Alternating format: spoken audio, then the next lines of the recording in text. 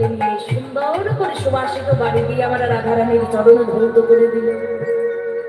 গোবিন্দ আমার নিজের বসন অঞ্চল দিয়ে রাধারানীর চরণ খানি মুছিয়ে দিল।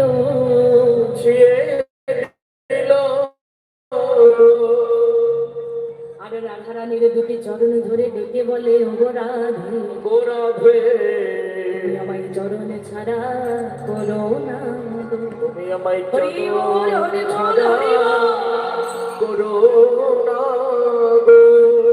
তুমি আমায় চরণে ছাড়া করো না গো, চরণে ছাড়া করো না গো। তোমার ওই চরণে শরণ নিলাম।